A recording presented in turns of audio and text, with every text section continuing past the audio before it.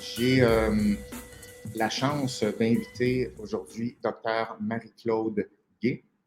Et pour vous donner une petite description de qui est Dr. Marie-Claude Gay, elle est professeure au département de psychologie à l'UQAM depuis plusieurs années, a publié plusieurs articles scientifiques. C'est une psychologue clinicienne, neuropsychologue spécialisée justement dans l'évaluation de la douance et troubles de l'apprentissage, dont le TDAH. Elle a donné plusieurs centaines de formations aux médecins et aux psychologues pour ces conditions-là, pour ces thèmes-là. Et elle a donné d'ailleurs une conférence, une formation spécialisée à l'ordre des psychologues dernièrement sur la douance. C'est ce qui nous a mené un petit peu à nous parler un petit peu plus précisément parce qu'il y a un besoin. Donc, elle a écrit également 2 livres dont je vais vous parler tantôt, La douance et la double exceptionnalité dans un groupe d'auteurs, et également Ces enfants qui apprennent autrement, un livre qui porte sur les troubles d'apprentissage. Donc, j'ai le plaisir de l'accueillir aujourd'hui. Bonjour Marie-Claude. Bonjour Guillaume.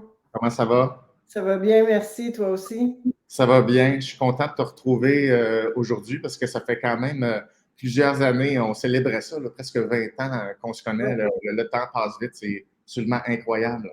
C'est un plaisir partagé. Bon, ben, écoute, comme je l'annonçais, tu es une spécialiste de l'évaluation de la douance et des troubles d'apprentissage. Tu as baigné là-dedans longtemps, autant dans l'évaluation, autant le côté recherche. Tu as écrit des livres pour le grand public. J'aimerais qu'on ait une discussion ensemble sur différents thèmes aujourd'hui, entre autres, bon, l'intelligence, parce que si on veut parler de la douance, il faudrait démêler quelques éléments de, bon, l'intelligence, qu'est-ce que c'est, comment ça se mesure, parce que je pense que tu le sais comme moi, puis on va en parler. Il y a plein de merveilleuses choses qui sont véhiculées sur Internet et qui n'aident pas nécessairement à nous démêler présentement là-dedans. Donc, si tu permets, peut-être on pourrait commencer par, peut-être c'est ça, peut-être tu pourrais m'expliquer un petit peu qu'est-ce qui a donné lieu à ta conférence à l'Ordre des psychologues du Québec il y a 1 an et demi, quelque chose comme ça, sur la douance. C'est comme une psychologue qui forme d'autres psychologues. À quelque part, bon, je pense que le public a l'impression que ce sont tous et toutes déjà des experts de ça, mais c'est pas comme ça que ça fonctionne en psychologie, ça fonctionne par spécialité. Peux-tu me raconter cette petite histoire-là? Alors, juste faire une parenthèse, Guillaume, sur la formation de psychologue à psychologue ou de psychologue à médecin ou de médecin à psychologue. En fait, Oui. je veux juste préciser que dans notre domaine, ce pourquoi c'est si intéressant de travailler dans ce domaine-là de la psychologie, c'est que les connaissances évoluent extrêmement rapidement. Moi, je travaille dans le domaine du TDAH, entre autres, là, sur le plan de mes recherches depuis 20 ans. Et Ouais. si je regardais mes conférences il y a 20 ans, Ouais. versus qu'est-ce qu'on enseigne maintenant, je me dis, ça n'a pas de bon sens à quel point les connaissances ont évolué Oui.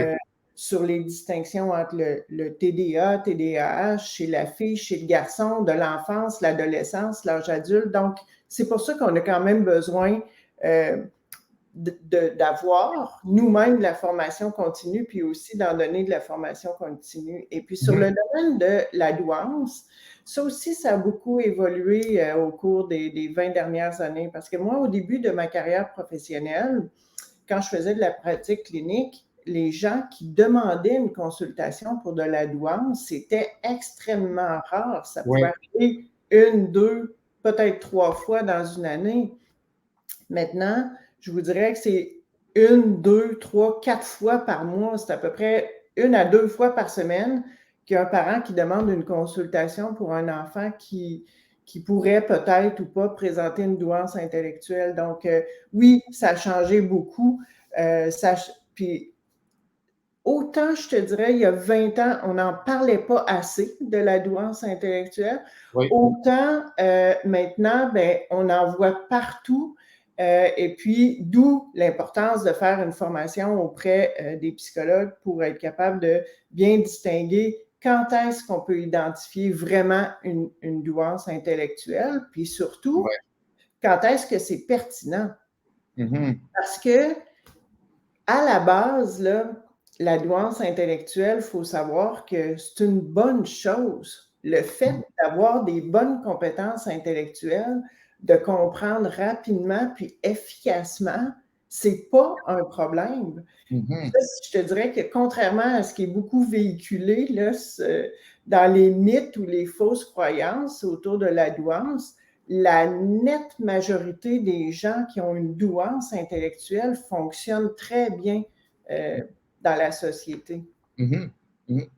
C'est ça. Donc, il y a plusieurs choses qui ont changé. Je pense que l'aspect transformation dans le temps est aussi pertinente ou importante que l'analyse du sujet en tant que tel. Dans mes propres intérêts à moi, ça m'intéresse beaucoup sur les courants sociaux, comment les humains évoluent au sens large, comment ils perçoivent la réalité de façon différente. Puis bon, la société change, c'est absolument normal, le temps avance. Mais ce qui est intéressant, c'est de constater, comme ce que tu dis, c'est le mot douance, c'était pas dans la tête des gens vraiment il y a 20 ans, et maintenant c'est beaucoup présent dans la tête des gens. Donc, c'est comme, qu'est-ce qui se passe dans ce phénomène-là? Les gens s'intéressent à ça, ils fixent là-dessus, puis ils viennent te voir, puis qu'est-ce qu'ils disent les gens typiquement? Ils t'abordent en disant quoi verbalement, mettons? En fait, le nouveau phénomène qu'on observe, je te dirais vraiment depuis 5 à 7 ans, c'est parce qu'il faut savoir que moi, je travaille dans une clinique d'évaluation, donc en neuropsychologie. Alors, Oui. quand les parents viennent nous voir, c'est parce que ça ne va pas bien. Tu sais, si ton enfant va bien, là, puis il fonctionne bien à l'école, il fonctionne bien partout, le parent ne va pas voir le psychologue. Donc, chez nous, quand il y a vraiment une demande de consultation, Oui. parce que l'enfant présente des difficultés d'adaptation à l'école ou à la maison ou peu importe, et donc, je te dirais que moi, ce que j'observe comme différence, c'est qu'il y a 20 ans, quand ça allait pas bien, un enfant à l'école, souvent, le motif de consultation numéro 1, c'était il doit avoir un déficit d'attention. Il doit être hyperactif. Il a de la misère à se concentrer, c'est pour ça que ça va pas bien à l'école. Ça, c'était le motif de consultation numéro 1. C'est encore vrai aujourd'hui. Il y a beaucoup d'enfants qui consultent encore pour un déficit d'attention. Oui. Mais il y a 20 ans, on ne voyait pas d'enfants qui consultaient parce que ça ne va pas bien en disant il y a peut-être une douance intellectuelle. Ça, c'est vraiment un nouveau phénomène qu'on observe depuis 5 à 7 ans, où là, on dit l'enfant ne fonctionne pas bien à l'école, il n'écoute pas en classe, il est en échec scolaire ou il y a des problèmes de comportement. Il est agité, il parle sans arrêt, il s'ennuie, il trouve ça plate. Et là, une des hypothèses qui vient en premier, c'est qu'il doit avoir une douance. Il doit être tellement intelligent que c'est pour ça qu'il y a des problèmes de comportement à l'école, c'est pour ça qu'il s'ennuie à l'école, c'est pour ça qu'il trouve ça plate. Donc, c'est ça le nouveau phénomène qu'on observe. Tout à fait, tout à fait. Puis, c'est exactement, sans être dans une clinique d'évaluation comme la tienne, évidemment, avec le travail que je fais, les gens me parlent beaucoup de ce qu'ils vivent, eux, comme parents, ce qu'ils vivent également comme adultes. Hein. Ceci s'applique également dans certaines interprétations d'adultes. Et c'est effectivement une des premières gâchettes. C'est comme, le problème, ce serait peut-être ma douance. C'est une hypothèse principale qui surgit assez rapidement pour expliquer des dysfonctions ou des problèmes de fonctionnement, de comportement ou d'apprentissage. Exactement. Et puis les gens, ce qu'ils veulent, bien souvent, ils veulent avoir une évaluation de l'intelligence pour savoir, bien, est-ce que c'est vrai qu'ils ont une douance ou pas. Donc, de plus en plus, on a ce type de demande-là. Mais si tu veux, j'aimerais qu'on en parle quelques minutes de cette mesure-là de l'intelligence, hein, ce qu'on appelle les tests de QI, dans le fond. Absolument. Les tests de QI, c'est des tests qui, on dit, mesurent l'intelligence. Donc, si on parle de l'intelligence, si on veut être scientifique et précis là-dedans, c'est une question de mesure. C'est super important que les gens comprennent que ça prend un outil de mesure qui est fiable. Et c'est le défi de la mesure en psychologie. Hein. Ce n'est pas un marteau ou une règle. Hein. Ce sont des outils qui sont complexes, qui mesurent de l'abstraction beaucoup. Donc, on a beaucoup besoin de maîtriser des outils statistiques là-dedans. Qu'est-ce qu'on utilise pour mesurer l'intelligence de façon fiable?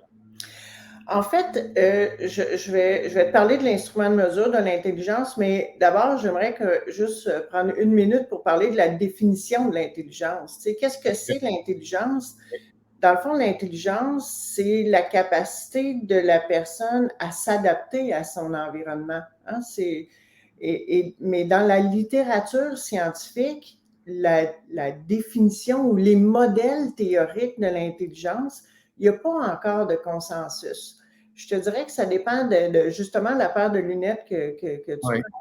Si tu travailles dans le milieu plus de l'éducation, puis que tu abordes la douance en termes de perspective éducative, tu vas regarder la douance avec une certaine paire de lunettes. Alors que si tu es plus dans un domaine en psychologie ou neuropsychologie, puis que tu veux le mesurer à l'aide d'instruments de mesure, comme tu le dis, tu vas regarder avec d'autres lunettes et avec des analyses statistiques, des analyses factorielles et tout ça. Ouais. Chose certaine, c'est qu'actuellement, dans la littérature scientifique, il existe différents modèles théoriques. Il n'y a pas encore de consensus là, au sein de la communauté scientifique, mais on s'entend généralement pour dire que c'est une mesure de la capacité d'adaptation de l'individu. Maintenant, les gens qui... Excuse-moi, j'ai une question par rapport à ça, parce que juste ça, Marie-Claude, moi, je trouve ça intéressant. C'est comme, est-ce que tu as observé qu'on définit l'intelligence de façon différente à 20 ans? Lorsqu'on parle de changement historique, est-ce que tu sens qu'on veut attraper ou définir ou circonscrire l'intelligence de façon différente maintenant qu'il y a 20 ans? Oui, de quelle façon? Je te dirais, dans le fond, c'est que oui, ça a évolué, bien entendu. On a davantage de connaissances maintenant. Il y a plus d'études qui ont été faites, mais je te dirais que le désir des cliniciens, des chercheurs était vraiment de trouver une mesure fiable, valide, qui vise à comprendre les capacités d'adaptation, les capacités d'apprentissage, de réflexion de l'être humain. Fait que c'est certain que si on prend juste, par exemple, là, ce qu'on connaît bien en psychologie, les tests d'intelligence, les tests de QI, oui. Bien sûr qu'au cours des dernières années, les tests de QI ont évolué avec les connaissances scientifiques. Les tests de QI qui étaient administrés en 1950, aujourd'hui, c'est plus du tout la même chose. On a fait davantage d'analyse factorielle, puis la construction des tests est différente. Okay? Mais ce qu'on vise, c'est être capable d'évaluer ou d'estimer un potentiel intellectuel. Okay? Puis dans les tests qu'on appelle les tests de QI, sans faire de grands cours statistiques ici, Guillaume, là, je veux juste préciser qu'on entend tout le temps parler des tests de QI. Et puis, les tests de QI, on va dire la moyenne, c'est le chiffre là, qu'on retient, c'est 100. Okay? Si tu as 100 de QI, bien, ça veut dire que tu as un QI qui est pile poil dans la moyenne.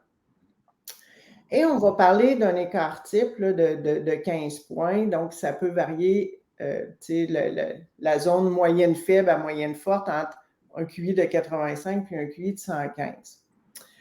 Ça, là, le QI, c'est un score brut que nous, les psychologues, on ne va pas donner aux clients. Okay?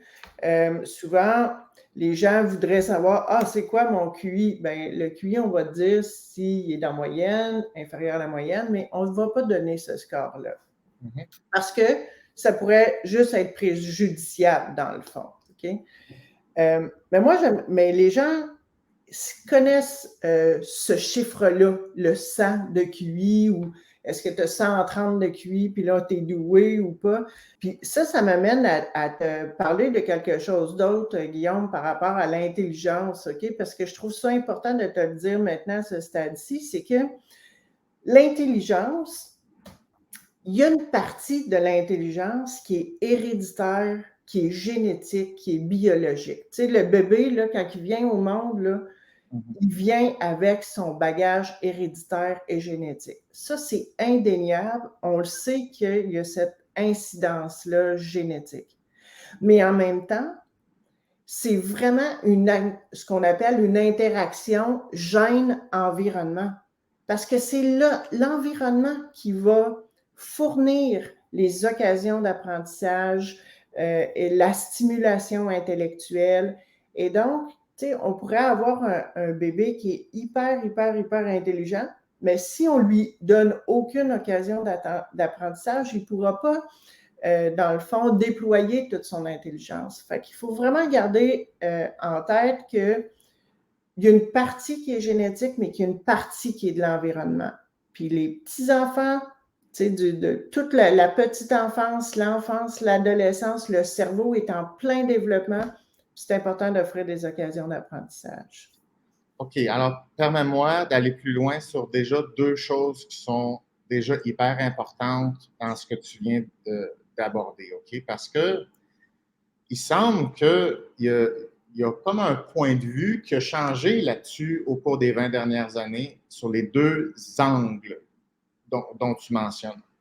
L'angle, on va l'appeler culturel parce que on parle de guide, on parle de stimulation, tu me parles du test d'intelligence pour une société en particulier. Donc, on fait référence à un temps et un contexte. Mm-hmm.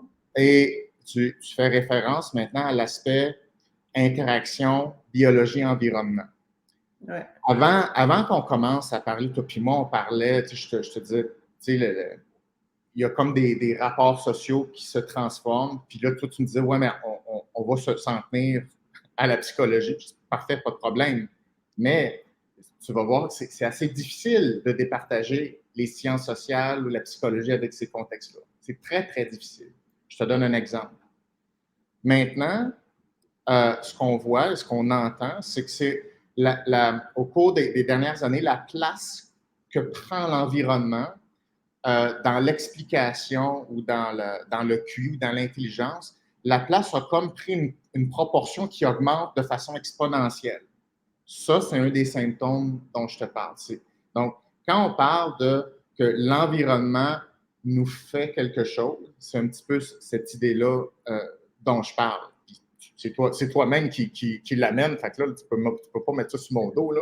Non, mais Guillaume, moi, je l'amène dans une perspective, je te dirais, si je reste dans le domaine encore de la psychologie, dans une perspective behavioriste, dans le sens que tu as les occasions d'apprentissage, surtout dans une perspective du développement de la personne, les occasions d'apprentissage vont permettre, dans le fond, certains apprentissages, certains acquis, vont permettre au cerveau de se développer, vont permettre à l'enfant, par exemple, d'acquérir des compétences sociales dans les interactions avec les autres.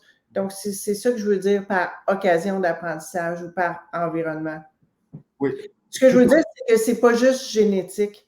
Oui, à 100%. Mais est-ce que tu as observé ça que de plus en plus, les choses, mettons, de façon diffuse, font en sorte que la place de l'environnement augmente dans l'explication du QI. Je te donne un exemple, mettons, avant c'était, mettons, 88%, et là maintenant, de plus en plus, c'est comme on ne veut plus ce 88%-là génétique, on sent qu'il y a un jeu entre environnement et génétique ou biologie qui commence à faire bouger quelle proportion explique quoi. Est-ce que tu as observé ça comme changement pour les 20 dernières années? Si oui, de quelle façon? Ben, en fait, je te dirais, là, je ne sais pas en termes de proportion, mais moi, ce que je trouve qui... tu sais, moi, dans ma formation de psychologue, là, moi, j'ai fait ma formation de psychologue à l'époque où il fallait faire d'abord une maîtrise, puis ensuite un doctorat. OK? Oui. Et donc, ça trahit un peu mon âge, mais j'ai fait une maîtrise et ensuite un doctorat. Et puis, ma maîtrise, je l'ai faite vraiment en neuropsychologie clinique. Et c'est cette formation-là qui, à l'époque, m'avait permis d'accéder à l'ordre des psychologues. Donc, moi, ma formation initiale, c'était en neuropsychologie. Oui. Et ensuite, j'ai fait une formation au niveau du doctorat en thérapie cognitive et comportementale. Okay? Donc, j'ai vraiment ces deux approches de la neuropsychologie et des aspects plus comportementaux, mais behavioristes. OK? Ouais. Et puis, moi, je travaille, j'ai toujours marié ces deux approches-là. Donc, moi, je travaille beaucoup avec des enfants qui ont des troubles du développement, ce qu'on va appeler des troubles neurodéveloppementaux. Le TDAH est un exemple. On peut parler de dyslexie aussi, là, donc les troubles d'apprentissage. Oui. Donc, ça, on sait, entre autres pour ces deux-là, là, autant la dyslexie, le TDAH, on sait qu'il y a une incidence génétique. Si un parent ou un grand-parent qui a une dyslexie ou un TDAH, l'incidence génétique pour l'enfant, là, on le sait qu'il y a plus de risques que l'enfant présente ces difficultés-là aussi. On le sait, ça. Mais en même temps, mon côté behavioriste dit, OK, mais une fois qu'on sait ça, une partie génétique ou biologique ou héréditaire, qu'est-ce qu'on peut faire pour aider ces enfants-là? Tu sais, je prends l'exemple de la dyslexie, Guillaume, parce qu'au début de ma pratique professionnelle, les enfants dyslexiques qui arrivaient en 5e année puis en 6e année du primaire, ils ne savaient pas lire puis ils ne savaient pas écrire. Puis on disait, ben, tu vas t'en aller en secondaire 1 en cheminement particulier parce qu'on n'a pas été capable de te montrer à lire et à écrire. Aujourd'hui, on est beaucoup plus compétent pour l'identifier, la dyslexie, mais aussi pour être capable de la rééduquer, de mettre en place des programmes d'intervention spécialisés qui vont leur permettre non seulement d'apprendre à lire et écrire, mais comme c'est des enfants qui sont aussi intelligents, ils vont pouvoir poursuivre des études secondaires, puis ils peuvent faire, s'ils le désirent, un doctorat en neuropsychologie pour à leur tour évaluer des enfants qui ont une dyslexie. Alors, c'est ça que je veux dire quand je parle de oui, il y a une partie biologique, héréditaire, génétique, mais les occasions d'apprentissage, nos connaissances sur les occasions d'apprentissage pour aider ces enfants-là à mieux évoluer, mieux être adaptés, c'est ça que je parle d'interaction, le gène-environnement. Mais effectivement, je pense qu'on est moins dans un déterminisme génétique. On se rend compte que même si l'enfant présente ce qu'on va appeler là, les atypies dans ses mécanismes d'apprentissage, c'est possible que cet enfant-là apprenne, même s'il apprend différemment, il est quand même capable d'apprendre puis de mieux s'adapter qu'il y a 20 ou 30 ans. C'est ça, parce que là, dans le fond, ce qui semble important, je pense, autant pour toi que pour le bien de notre conversation, que les gens qui nous écoutent, c'est que l'intelligence, c'est une chose. Oui, c'est important, mais c'est une chose. Puis après ça, tu as les stratégies adaptatives, ou ce qu'on va appeler, par exemple, des stratégies d'apprentissage, qui est un autre arsenal qui est très important, et un ne substitue pas l'autre. C'est-à-dire, ce sont deux choses différentes à évaluer. Oui. Et ça, là, c'est tellement... ça, c'est vraiment, je trouve que c'est important là, que tu me rouvres la porte pour parler de ça, Guillaume. Je trouve ça important parce que les enfants qui vont présenter, par exemple, des difficultés d'attention, tu sais, ils sont en classe, mais ils ont de la misère à se concentrer, ils bougent tout le temps. Ou l'enfant qui a une dyslexie, il a de la misère à apprendre à lire puis à écrire. Il mélange les lettres. Il n'apprend pas l'orthographe des mots. Et souvent, les parents vont dire hey, « Mon enfant, il a un problème de mémoire. Hey, on pratique les mots de vocabulaire à la maison, là, il sait tout par cœur. Là. Puis quand il arrive à la dictée à l'école, ben chapeau, il va l'écrire C-H-A-P-O. Comment ça se fait qu'il le savait hier puis il ne le sait plus demain matin? Il doit avoir un problème de mémoire dans son cerveau. Souvent, c'est ça un des exemples que les parents vont nous donner. Mais ce qui est important de comprendre, c'est que quand on parle d'un trouble d'apprentissage, par définition, il faut absolument que l'intelligence soit normale. Donc, ce sont tous des enfants intelligents, mais ils vont présenter des atypies dans les mécanismes d'apprentissage, que ce soit de la lecture, de l'écriture ou que ce soit sur la capacité d'attention ou de concentration. Tu sais, j'ai ma collègue, docteur Annick Vincent, qui est psychiatre, qui a écrit un livre pour les personnes qui ont un TDAH, mais ça dit « Mon cerveau a besoin de lunettes ». Mhm. C'est un peu ça, dans le fond, même pour la dyslexie, c'est que le cerveau de ces enfants-là a besoin de lunettes. Mais par ailleurs, ils sont intelligents, mais leur rendement à l'école est inférieur à leur niveau d'intelligence. Mhm. Mhm. Mhm. Puis, en fait, ce qui est important, tu sais, moi, mon domaine, là, Marie-Claude, tu sais, même si ma base est en psychologie, moi, je suis beaucoup dans je dirais, le développement des forces, le développement du mindset. C'est des choses qui sont souvent un peu plus vaporeuses, tu sais, dans quoi j'œuvre, que j'essaie de structurer ça le mieux possible. Et un des thèmes centraux, c'est la notion de responsabilité. C'est-à-dire qu'il y a des choses de toi que tu ne peux pas changer, c'est correct de les connaître. Et il y a beaucoup de choses de toi importantes que tu peux adapter, comprendre, modifier, peaufiner. Et quand on parle de stratégie, on parle d'apprentissage. Et quand on parle d'apprentissage, on parle de responsabilité. C'est-à-dire que ça va pas. Ça nécessite un effort, c'est ça que j'essaie de dire. Ça nécessite un encadrement, ça nécessite des stratégies, des connaissances, mais il faut avoir le goût de prendre ça en charge. Et cette portion-là que tu amènes, qui est l'apprentissage, une stratégie d'apprentissage, c'est absolument important dans la notion de responsabilité pour atteindre des objectifs qui sont importants, que ce soit à l'école, que ce soit dans l'atteinte d'objectifs, oui, en général dans la vie ou dans un monde professionnel. Il faut que tu aies le goût de prendre ça en charge parce que ça peut être tentant de dire oui, mais c'est comme, c'est pas mon problème. C'est comme, oui, il y a plein de choses qui, en fait, sont modifiables ou qu'on peut améliorer, mais il faut la pairer avec le goût de s'en améliorer, de l'améliorer. Mais ça, c'est fondamental, ce que tu dis, parce qu'on va parler beaucoup de la motivation. Ouais, ouais. Mais c'est sûr que moi, ce que je dis souvent, tu sais, la motivation, tu sais, quand tu n'es pas bon pour faire quelque chose, là, ben, ça ne te tente pas. Hein? Tu sais, moi, je dis souvent aux enfants, ça ne m'est jamais arrivé un matin, moi, de me lever et me dire, hey, un matin, là, je vais essayer de comprendre la mécanique de mon auto. Ouais. Ça ne m'intéresse pas. Ouais. Ça ne m'intéresse pas, je ne suis pas bonne là-dedans, j'ai aucune motivation à aller faire quelque chose dans lequel on n'est pas bon. Donc, ces enfants-là, ben, ils ne sont pas bons à l'école. Ils vont être en échec, ils vont avoir de l'orthopédagogie, ils vont avoir des périodes de récupération. Ils ont de la difficulté à l'école. Ben, s'ils ont de la difficulté, puis à chaque jour, c'est pénible, ils sont en échec, ils font des efforts, ça ne marche pas, c'est sûr qu'ils ne sont pas motivés.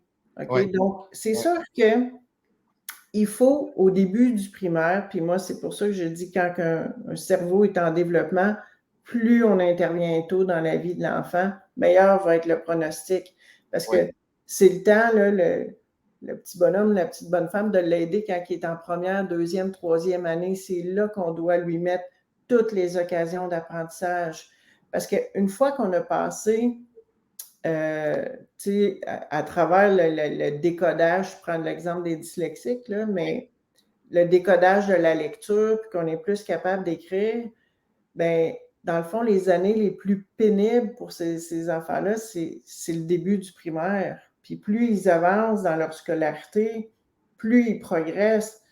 Moi, j'ai déjà vu des enfants dyslexiques être en échec là, en français de la première année à la 6e année, toutes les étapes confondues n'ont jamais passé.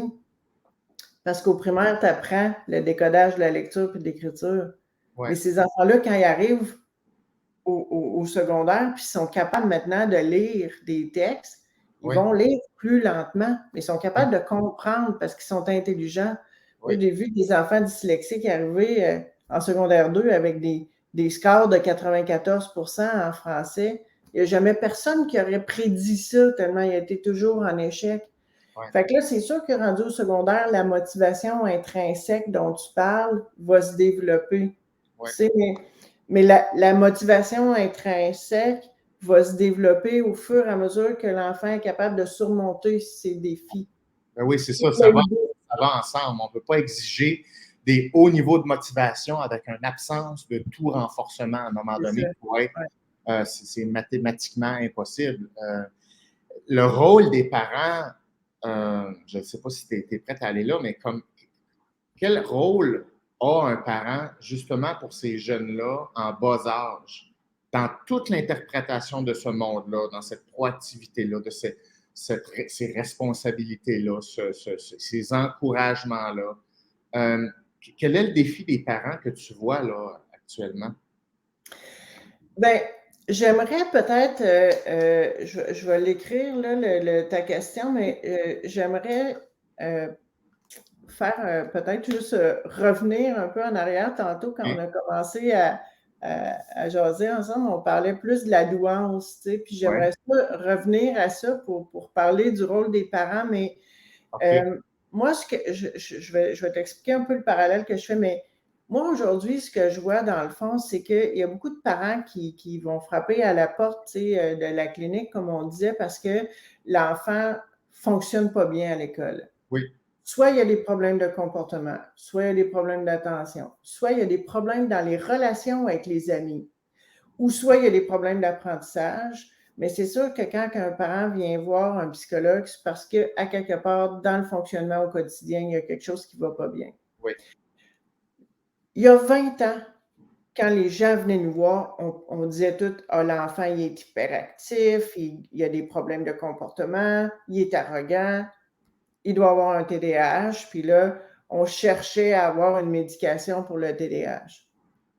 Aujourd'hui, on voit beaucoup, comme je disais, de demandes de consultation de la douance, mais Oui. souvent, on va dire: hey, l'enfant, là, il a des problèmes de comportement en classe, il s'ennuie en classe, il trouve ça plate, il ne se concentre pas, il est en échec scolaire. Puis là, ce qu'on voit, le motif de consultation, c'est de dire: hey, l'enfant, là, il doit être tellement intelligent, il doit tellement avoir une douance intellectuelle. C'est pour ça qu'il ne fonctionne plus en classe. C'est pour ça qu'il n'est pas attentif. C'est pour Oui. ça qu'il est en échec scolaire. Là, c'est un peu le discours qu'on a présentement. Bon.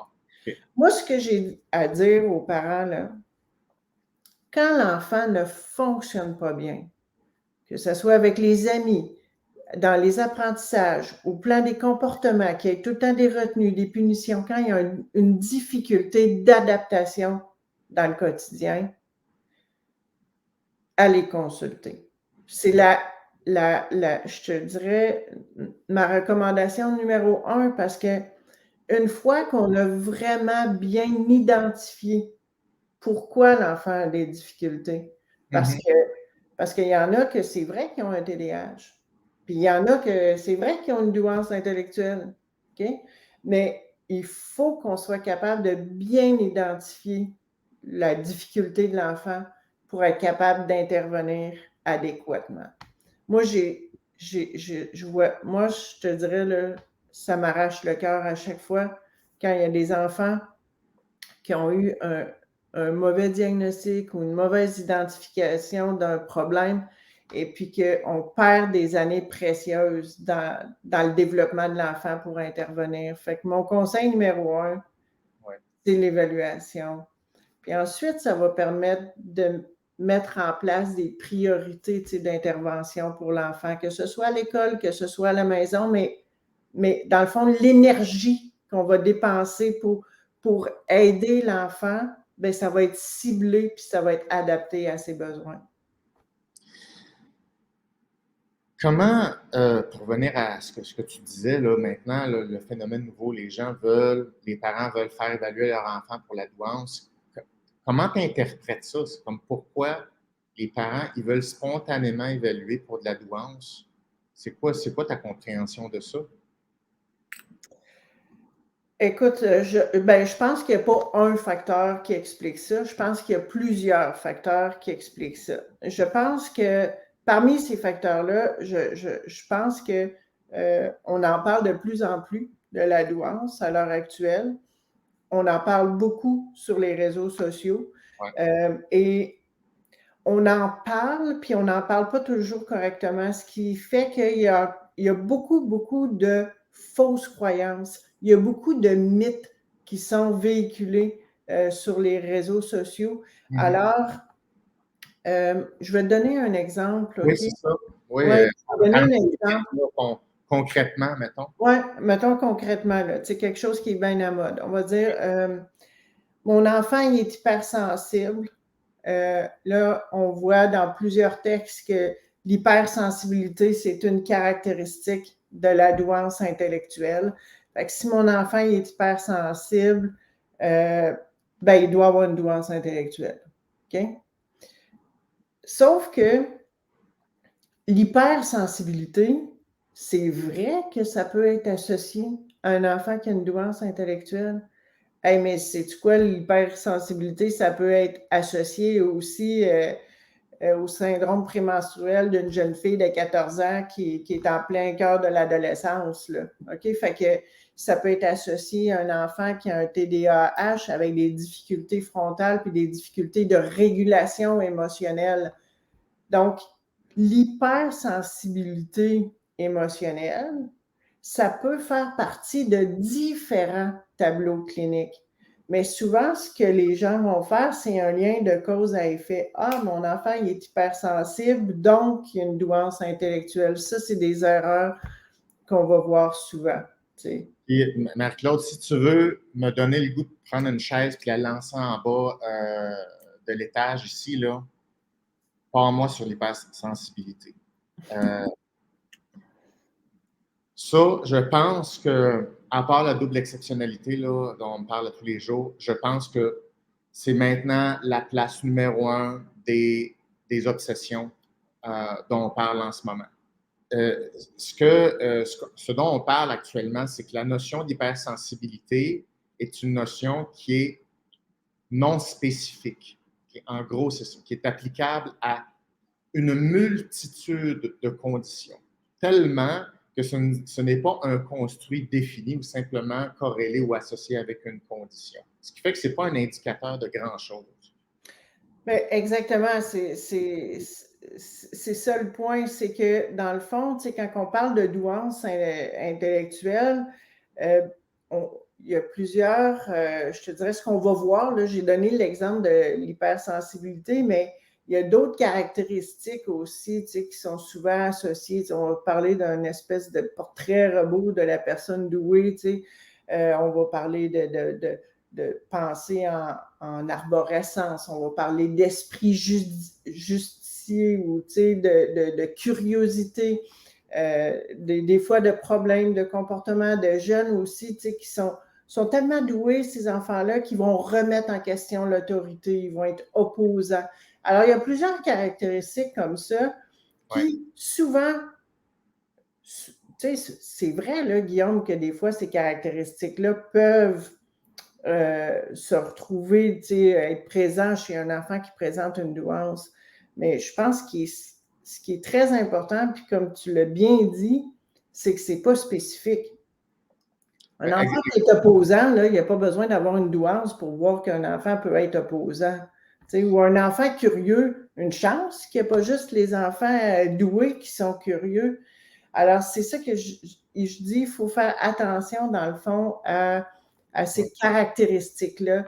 Et moi, je vois beaucoup de fausses croyances qui sont véhiculées sur les réseaux sociaux, sur Internet, dans certains médias. Et cette désinformation-là, c'est un des facteurs qui explique pourquoi, dans le fond, on parle plus de douance maintenant. Et puis, je te dirais qu'un autre facteur qui peut expliquer pourquoi on en parle plus maintenant qu'on en parlait auparavant, c'est sans doute le fait que, pour les parents, il y a quelque chose aussi qui est moins culpabilisant de dire hey, l'enfant, il y a des problèmes de comportement à l'école, il est arrogant avec son enseignant, il fait pas qu'est-ce qu'on lui demande. Ça doit être parce qu'il est tellement, tellement, tellement intelligent. Ça doit être pour ça qu'il n'écoute pas en classe, puis tout ça. Fait qu'il y a quelque chose, je dirais aussi, peut-être pour les parents, de plus réconfortant ou rassurant ou déculpabilisant, dans le fond, dans le fait qu'on attribue à tort à une douance. Tu sais. Mais comme je disais, moi, ce qui me dérange, puis je vais te donner un exemple bien concret d'un enfant qui, en première, deuxième année du primaire, là, il est en échec. Puis c'est ça. Il bouge beaucoup, il est arrogant, il est opposant. Ah, il trouve ça pénible, l'école. Il s'affaisse sur son bureau. Il ne veut pas faire les exercices. Ouais. Et il y a une évaluation qui dit que cet enfant-là, il y a une douance intellectuelle. On identifie chez lui une douance intellectuelle.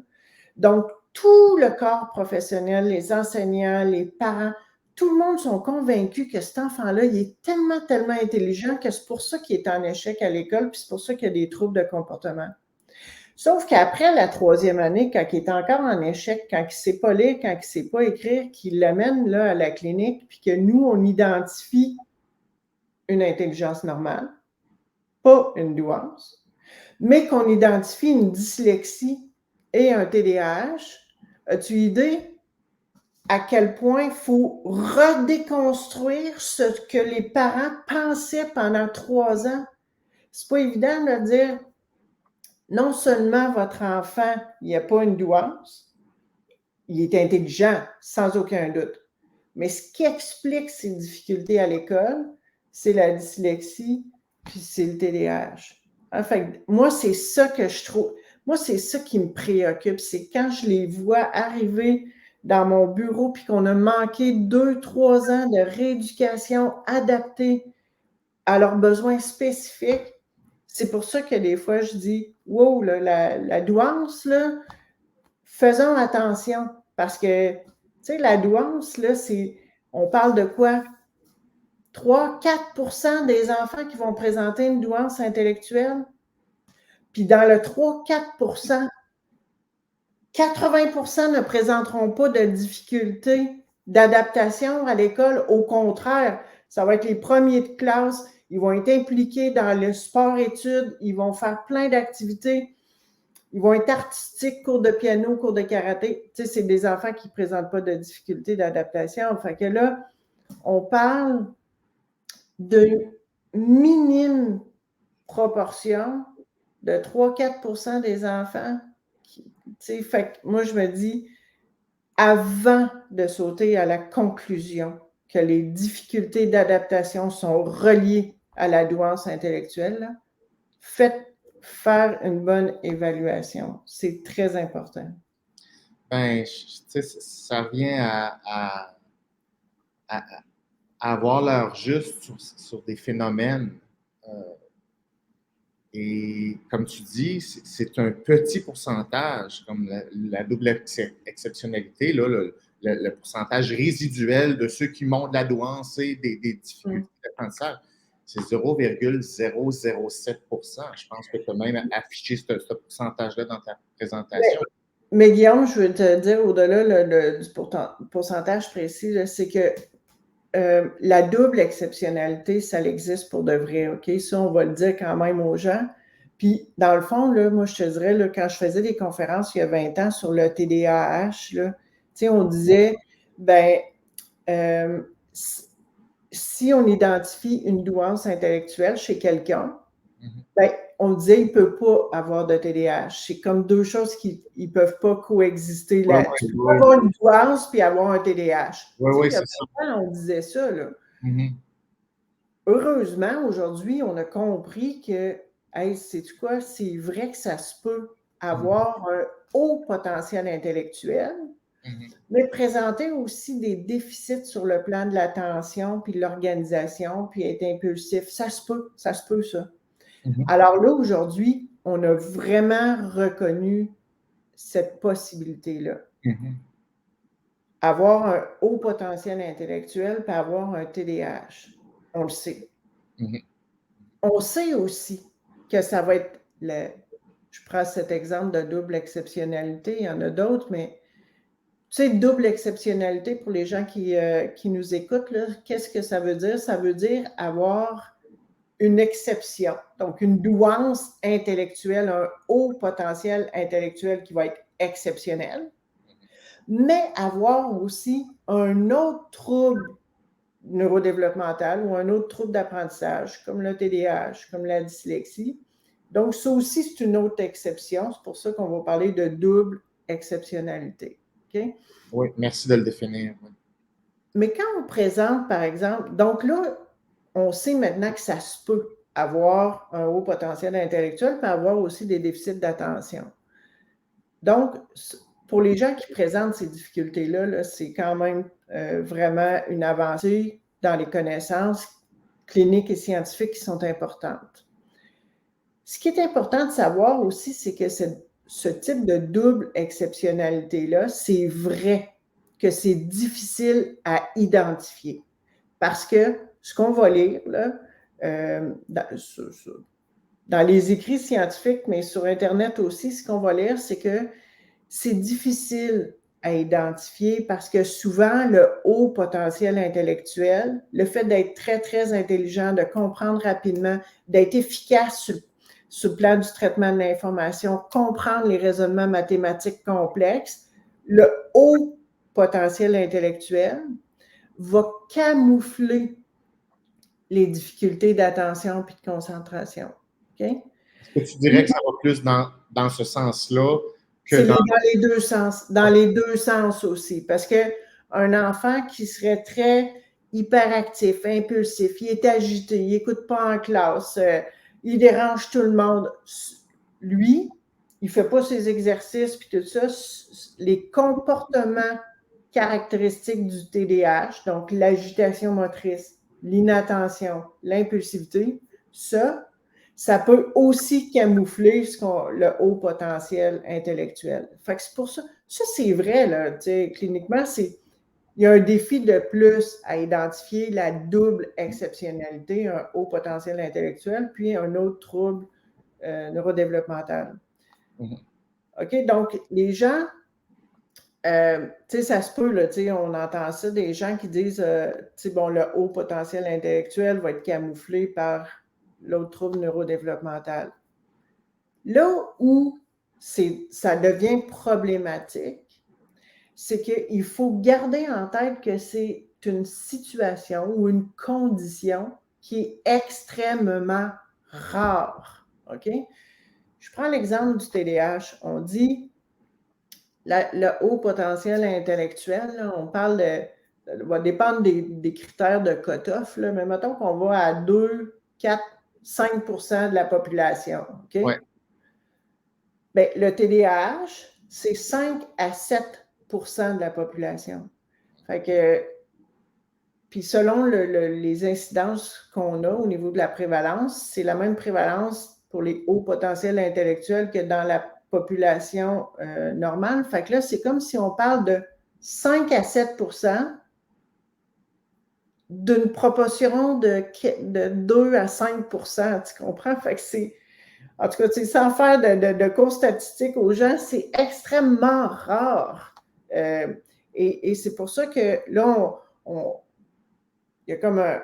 Autant il y a 20 ans, on dit, je sais pas, on voit-tu mes mains, le retour du balancier, là, autant il y a 20 ans, on disait que ça n'existait pas. Là, aujourd'hui, c'est tout le monde qui pense qu'il y a une double exceptionnalité. Tu sais, moi, l'espoir qu'à un moment donné, on va revenir à un certain équilibre. Là.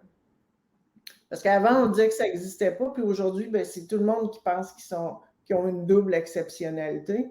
Fait qu'il faut revenir un petit peu au point d'équilibre. Mais une chose certaine, Guillaume, là, entre toi et moi, si un enfant présente des difficultés d'adaptation à l'école, là, mon premier réflexe, là, ça ne va pas être de dire, en tout cas, le plus prévalent, ça ne sera pas de dire « Ah, ben oui, il doit avoir une double exceptionnalité. » Non, ça, c'est un phénomène rare. Bon, je suis content qu'on le dise. Autre question. Moi, d'après ce que je lis, d'après ce que même j'ai vu dans ta présentation, il y a une petite patate chaude dans l'évaluation de la douance et ça me semble absolument pas si clair, ou du moins ne pas faire consensus sur les critères qu'on retient réellement pour une telle évaluation, je te donne un exemple. C'est comme pourquoi, par exemple, on s'en tient à 3 écarts types et parfois 2 écarts types, puis parfois un critère relié au QI, puis parfois un autre. Comme pourquoi, qu'est-ce qui se passe là dans l'obstination de quels critères on retient pour évaluer l'intelligence, une grande intelligence, la douance, etc. Je vais t'expliquer dans le fond, je vais t'expliquer comment que je pourrais t'expliquer ça pour que ce soit vraiment clairement, mais dans le fond, d'abord, dans la littérature scientifique, sur la définition même de la douance, il y a encore je te dirais, des flous, OK? Oui. Il y a certaines personnes qui vont dire c'est 120 QI, d'autres qui vont dire c'est 125 de QI, puis d'autres qui vont dire c'est 130 de QI. Oui. Il n'y a pas de définition claire. Sur le plan clinique, puis sur le plan scientifique, parce que ça, les recherches l'ont montré, OK? Mais plus la personne a un QI qui est élevé, qui s'éloigne de la moyenne, okay? La moyenne est 100. Si tu as un QI de 130, 135, 140, plus ton QI est loin de la moyenne, ce qu'on va appeler les très hauts potentiels intellectuels, plus la personne est à risque de présenter des difficultés d'adaptation. OK? Donc, ça, c'est par exemple des enfants qui, par exemple, arrivent en maternelle, puis ils sont capables de lire un roman d'Harry Potter. Ouais. Mais as-tu idée que quand l'enseignante présente qu'un O avec un U, ça fait OU, eux autres sont pas là pantoute, là. OK? Fait que ça, plus retiens là, que plus le potentiel intellectuel s'éloigne de la moyenne, plus il y a de risques de difficultés d'adaptation. Ce qui fait sens, à quelque part. Ouais. Le décalage est tellement grand qu'à un moment donné, je veux dire, tous les processus de fit, d'adaptation à la tâche, de renforcement, de motivation, je veux dire, c'est comme deux planètes à un moment donné. Exactement. Fait que ça, ces difficultés-là d'adaptation, on va les retrouver surtout chez ce qu'on va appeler les très hauts potentiels intellectuels. Ouais. Mais c'est vrai qu'il y a encore là, dans la littérature, il n'y a pas de consensus. Mais ce qu'on sait aussi, cliniquement puis scientifiquement, c'est qu'à partir de 120, OK, là, ton QI, tu as plus qu'un écart type. Tu es quand même dans la moyenne forte ou dans la zone supérieure à la moyenne. Tu n'es pas très, très supérieur, mais tu es quand même supérieur à la moyenne. Là, on sait que ces enfants-là vont avoir de la facilité à s'adapter. Ouais. Comme je disais, c'est un atout dans la vie d'avoir des bonnes compétences intellectuelles. Moi, ce que je trouve actuellement, c'est que dans tout le débat qu'on a public sur les réseaux sociaux, il n'y a personne qui dit ça. Hey, sais-tu quoi? C'est un bon point, c'est un atout d'avoir un haut potentiel intellectuel. Ça veut dire que tu as de la facilité à l'école, tu comprends vite, tu es capable d'abstraction. Tu sais, je veux dire, il y a plein de programmes universitaires contingentés qui sont remplis de personnes qui ont un haut potentiel intellectuel, puis qui sont capables de faire des études avancées, puis c'est pour ça qu'on est capable d'aller sur la Lune, puis qu'on est capable de se faire soigner, puis que, tu sais, c'est un facteur, dans le fond, de réussite. Puis aujourd'hui, on oublie ça, on oublie de dire que la majorité des gens qui ont un haut potentiel intellectuel réussissent bien, réussissent facilement. Puis oui, ils vont avoir des difficultés d'adaptation, peuvent avoir des problèmes de santé psychologique, mais monsieur, madame, tout le monde aussi là, peuvent avoir des difficultés d'adaptation, des difficultés de santé mentale. C'est un enjeu qui touche tout le monde, eux comme le reste de la population. Alors, je trouve que trop souvent, on oublie de dire ça. Mais tu as raison sur le fait qu'il n'y a pas de consensus sur est-ce qu'on va déterminer que c'est 120, est-ce qu'on va déterminer que c'est 125 ou 130. En C'est un recherche. énorme problème, ça. Oui, mais en fait. De définition. Mais en recherche, Guillaume, je te dirais que, tu sais, quand on fait des études en recherche, on va vraiment le décrire.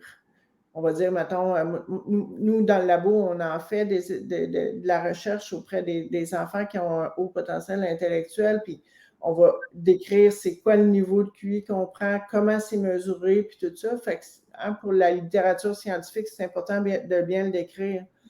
Mais en clinique, que ça soit 118 de QI, 122 ou 127, en clinique, à quelque part, c'est pas important. Le chiffre comme tel n'est pas important. Ce qui va être important, c'est d'évaluer la capacité d'adaptation du jeune puis de répondre à ses besoins spécifiques, que ce soit 118 ou 126. On s'entend-tu que moi, en clinique, ça fait aucune différence? Absolument. Ben, encore là, notre discussion peut durer plusieurs heures, ne serait-ce que sur ce point-là. C'est comme, OK, cliniquement, c'est une chose. Scientifiquement, c'est une chose. Mais après ça, quand tu parles au public, puis là, quand tu sors des termes et des étiquettes, là, on rentre dans un autre monde. C'est comme, quand est-ce qu'il y a telle étiquette qui... le risque, hein, c'est toujours le glissement entre la science qui peut être très bien faite, puis après ça, la traduction et l'interprétation, autant du clinicien, là, mais mettons du public.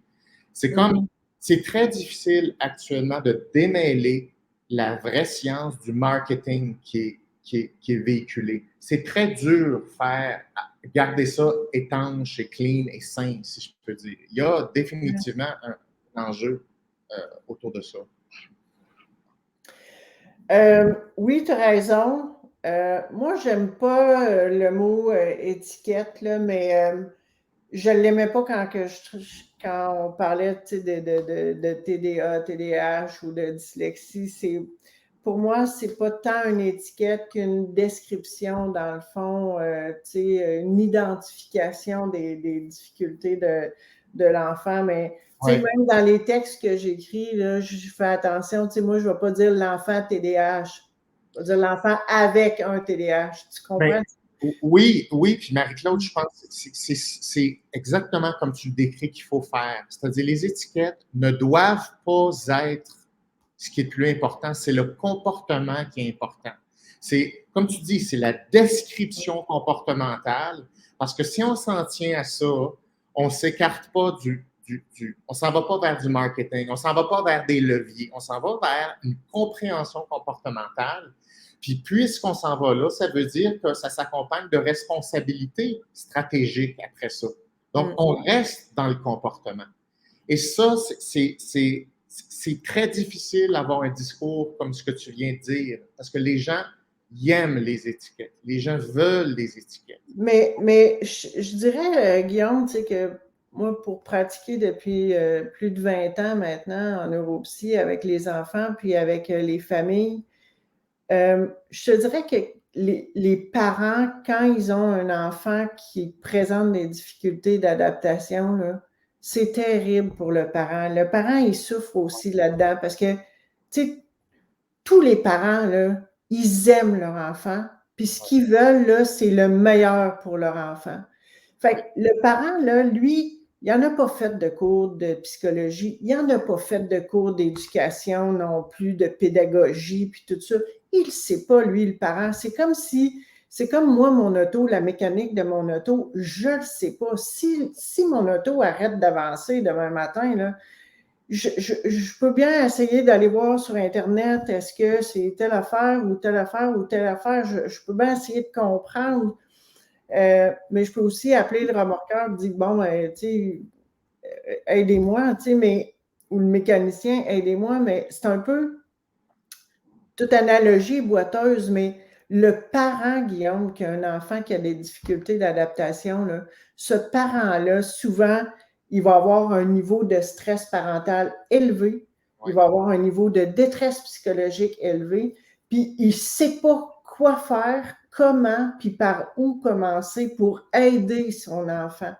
Peu importe peu importe, j'allais dire, la nature des difficultés, que ce soit parce que l'enfant a des troubles de comportement ou des troubles d'apprentissage ou des problèmes de langage, ou peu importe la nature des difficultés, le parent il est préoccupé, il cherche des réponses à ces questions, il cherche des solutions.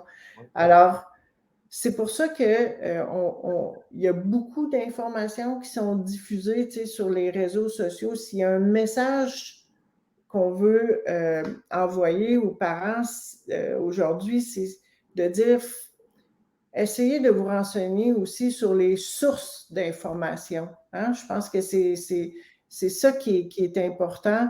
Et puis, moi, je vous dirais le bon point de départ. Le point de départ pour être capable de mieux aider un enfant, c'est vraiment identifier d'où viennent les difficultés.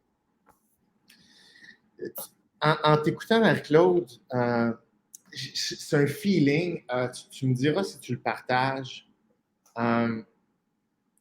J'ai l'impression qu'il y a une grande différence dans le mindset avec lequel aborder les choses pour comme tu dis, mettons, des clients, un parent qui vient consulter, okay, qui est aux prises avec un enfant qui a de la difficulté, qui vit ça, OK? Il y a cette clientèle-là, toi, tu es en contact avec cette clientèle-là, mais cette clientèle-là, c'est pas la première qui répand des idées par rapport à ces thèmes-là dont on parle.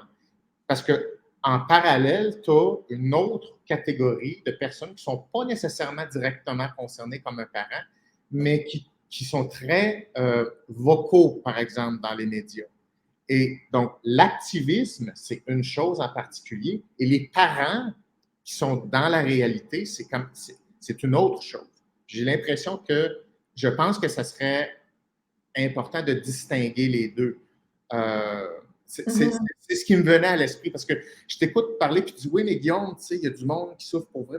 C'est comme, OK, mais peut-être qu'il y a quelque chose à clarifier. C'est qu'il y a l'activisme sur toutes sortes de thèmes. C'est ça qu'on voit sur Internet. Après ça, tu as d'autres personnes qui sont dans la situation, qui ne sont pas dans cet esprit-là, sont en stratégie de résolution de problèmes. Ils veulent aider. C'est pas du tout la même conceptualisation des choses. Bref, je voulais juste te dire ça, c'est ce qui m'apparaît en t'écoutant. Mais tu as tout à fait raison de le préciser. Mais tu sais, moi, je suis une scientifique dans l'âme, je suis professeure d'université, j'ai un laboratoire de recherche, je travaille avec des étudiants au doctorat, puis c'est vrai qu'on voit beaucoup de choses, on entend beaucoup de choses qui sont véhiculées, que ce soit par rapport aux troubles d'apprentissage, au déficit d'attention ou à la douance intellectuelle. Il y en a des mythes, il y en a des fausses croyances, mais moi, je crois encore en la science pour être capable de, à l'aide d'études scientifiques, de démontrer, faire la preuve, faire la démonstration que certaines de ces croyances-là, ben, il y en a peut-être qui sont vraies, mais il y en a peut-être aussi qui sont des fausses croyances.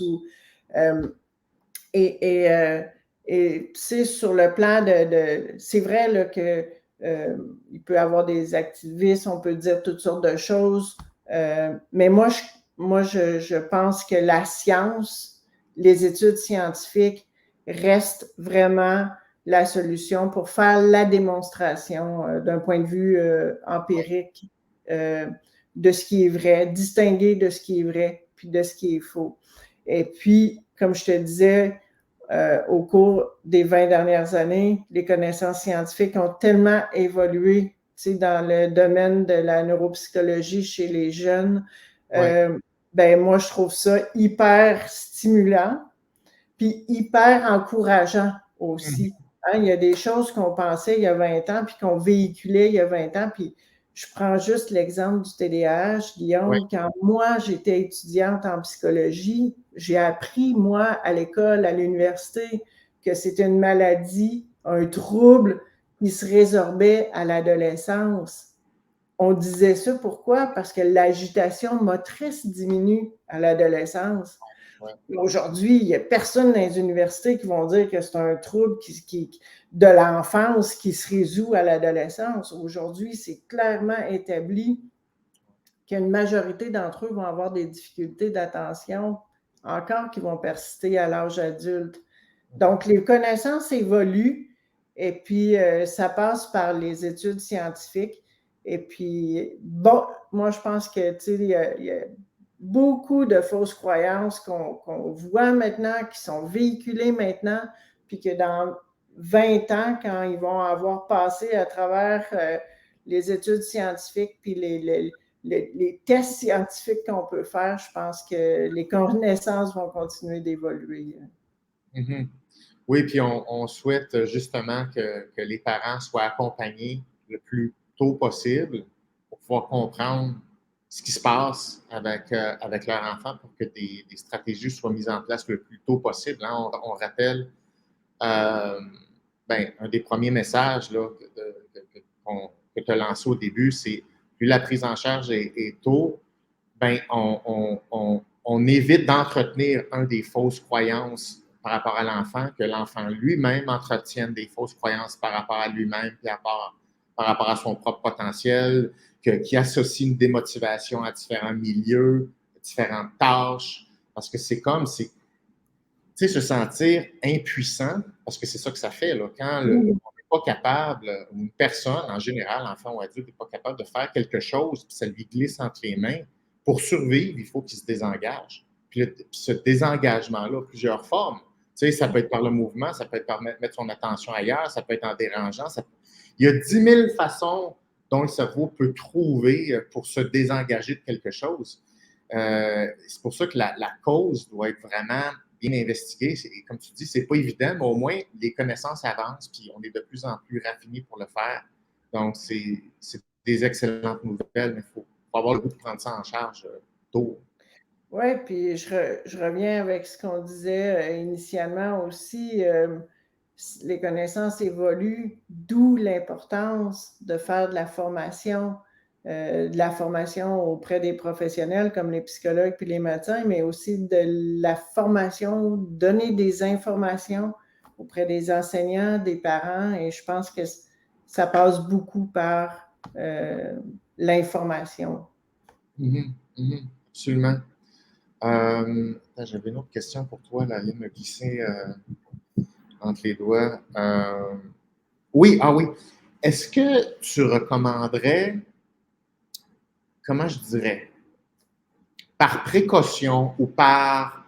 Mettons qu'on fait le parallèle avec la santé en général, OK? Une fois par année, tu t'en vas voir ton médecin, on passe des tests de base, ou un enfant, il va passer des tests de base pour s'assurer qu'il n'y a pas de marqueur en particulier qui prédise une maladie, que l'enfant est en santé. Est-ce que tu as cette conceptualisation-là avec la neuropsychologie, c'est-à-dire, ça serait normal à différentes périodes ou à tel âge de faire un bilan, même s'il n'y a rien qui nous accroche au niveau comportemental? Est-ce que tu as Non. OK, bon, parle-moi. Absolument pas. Écoute, pas du tout, pas du tout, pas du tout. Pas du tout.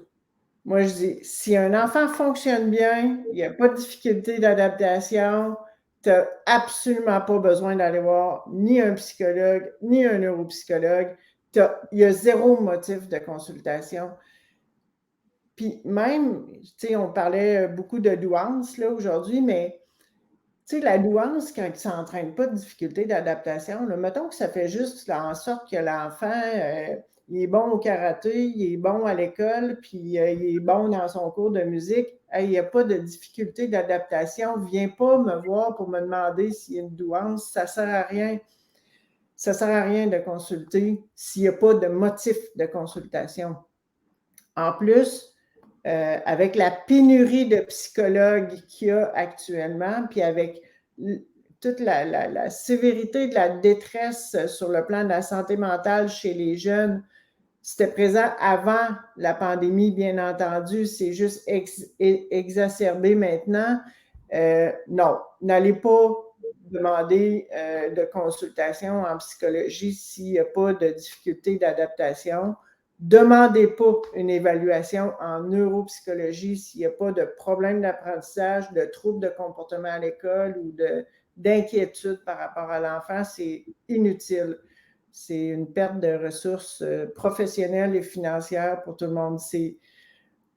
En même temps que je dis ça, en même temps, je dis, si votre enfant présente des difficultés d'adaptation, là, c'est important de penser à consulter le plus tôt possible, de ne pas laisser traîner des difficultés ou des retards dans les apprentissages ou de laisser traîner une détresse psychologique qui va juste s'accroître avec le temps. C'est quand l'enfant commence à présenter des difficultés, là, ça vaut la peine de consulter. Permets-moi de faire un peu l'avocat du diable là-dessus, Marc-Claude. Présenter des difficultés. Je ne suis pas sûr que pour le grand public, la nature d'une difficulté, c'est clair, et l'amplitude de qu'est-ce que ça peut avoir l'air que ça rentre dans difficulté versus juste autre chose qui n'est pas une difficulté, mettons. Détresse de fonctionnement, OK? Détresse émotionnelle qui va t'empêcher de fonctionner. Fait que si la détresse émotionnelle t'empêche de rencontrer tes besoins de base, ta détresse émotionnelle fait que tu fais de l'insomnie, fait que tu n'es pas capable de manger, fait que tu n'es plus capable de te rendre à l'école, fait que tu ne veux plus, par exemple, je pense à un enfant qui ferait de l'anxiété avec de l'évitement. Il ne veut plus aller jouer chez ses amis, il ne veut plus aller dormir à quelque part. Donc, une détresse émotionnelle qui va vraiment avoir un impact sur le fonctionnement. Ça, là, pour moi, c'est ce que je vais appeler une rupture de fonctionnement. Ça veut dire pas juste qu'une fin de semaine, il est plus stressé ou anxieux, là, mais qu'on voit que dans le fonctionnement, il y a une détresse puis qu'il y a des difficultés d'adaptation. Donc, OK, je vais préciser ce que tu dis. Donc, tu fais la distinction entre quelque chose qui est ponctuel versus quelque chose qui est récurrent. Il y a déjà... Oui. Un enfant, par exemple, qui a perdu un animal domestique puis qui pleure toute la fin de semaine puis qui ne dort pas la fin de semaine parce qu'il a perdu son animal domestique, c'est une réaction de deuil qui est normale. C'est une détresse émotive qui est tout à fait normale. Si 6 mois plus tard, il pleure encore son animal domestique puis il est encore en rupture de fonctionnement, là, il y a une inquiétude, là, c'est pas normal. Okay? Donc, c'est quand il y a une rupture de fonctionnement. C'est la même chose sur le plan des apprentissages. Si un jeune, pour des circonstances X, Y, Z, échoue un examen, mais qu'habituellement, ça va très bien, on n'est pas... Hey, c'est pas grave, hein, tu as eu 45% à ton examen, tu vas te retrousser les manches, tu vas étudier, puis tu vas repartir. Ça, c'est pas la même chose qu'un enfant qui est constamment en échec. On essaie de lui donner de l'orthopédagogie, il est quand même en échec, puis tout ça. Là on est en rupture de fonctionnement à l'école. OK? Moi, c'est ça que je veux dire. Puis, écoute, c'est pas mal tout le temps qu'on s'était donné pour aujourd'hui, Marie-Claude. Je veux te remercier de ton temps. Tu es une personne qui a une très grande crédibilité pour moi. Puis je pense que tu as une capacité de vulgarisation de rendre les choses claires pour les gens. Puis je trouvais qu'il y avait définitivement des retombées positives à tous ceux qui vont nous écouter parce que sur mes réseaux, beaucoup de questions par rapport à l'enfance, beaucoup de questions par rapport à l'intelligence et tout ça. C'est pour ça que je me suis dit que tu étais vraiment la personne tout indiquée. Donc, merci d'avoir accepté l'invitation. Ça me fait plaisir, Guillaume, parce que je trouve que c'est important pour moi de ne pas juste faire des communications dans la communauté scientifique ou des formations auprès des psychologues et des médecins, mais de ce besoin-là, justement, de transmettre l'information, vulgariser les informations scientifiques auprès du public, ça me tient à cœur. Alors, je te remercie pour l'invitation.